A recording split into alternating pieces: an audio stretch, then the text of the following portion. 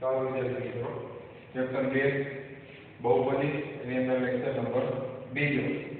આ વિડિયોની અંદર આપણે એ શીખીશું કે કોઈ પણ ચલનો સહગુણક કોને કહેવાય, બહુપદીની ઘાત કેટલી છે અને બહુપદી કોને કહેવાય અથવા કોને ન કહેવાય.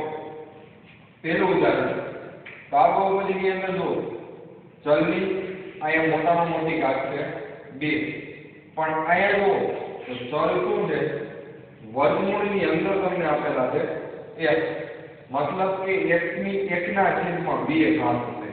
વર્ગમૂળની અંદર કોઈ પણ સંખ્યા હોય તો એની 1/2 ઘાત છે. હવે ચલની અપૂર્ણાંક ઘાત છે, માટે આને બહુપદી કહેવાય નહીં.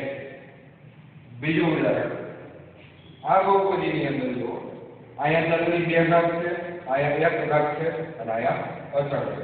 મતલબ કે ચલની મોટામાં મોટી ઘાત કેટલી છે, 2, માટે આ બહુપદીને કહેવામાં આવે દ્વિઘાત બહુપદી. દ્વિઘાત બહુપદી છે. હવે ચલની મોટામાં મોટી ઘાત છે 2, એટલે આ બહુપદીનો ઘાત કહેવાય 2.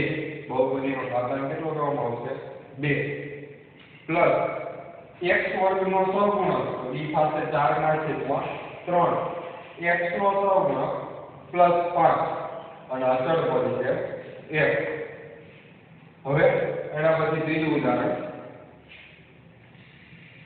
અહીંયા x ની 2 ઘાત છે, અહીંયા x ની 1 ઘાત છે, પણ એ છે ક્યાં, છેદમાં.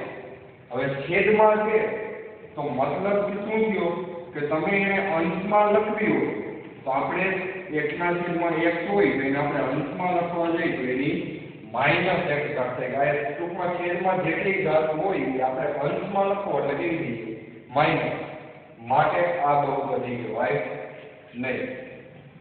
પ્લસ ચોથું ઉદાહરણ, આની અંદર જો અહીંયા ચલની 1 ઘાત, અહીંયા ચલની 2 ઘાત અને અહીંયા અચળ છે. મતલબ કે ધન પૂર્ણાંક ઘાત જ છે બધે, તો બહુપદીની મોટામાં મોટી ઘાત કેટલી છે, 2, તો આ બહુપદીને કહેવામાં આવે દ્વિઘાત બહુપદી. એની અંદર x નો સહગુણક કેટલા છે, +3, x વર્ગનો સહગુણક કેટલા છે, +4 અને અચળ પદ કેટલા છે, +3.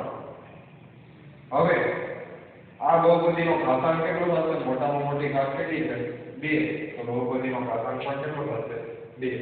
એવી જ રીતે છેલ્લું ઉદાહરણ, આ બહુપદીમાં x ની ઘાત તમે જુઓ તો તેવી છે 4/3, મતલબ કે અપૂર્ણાંક ઘાત છે, માટે આને બહુપદી કહેવામાં આવશે નહીં.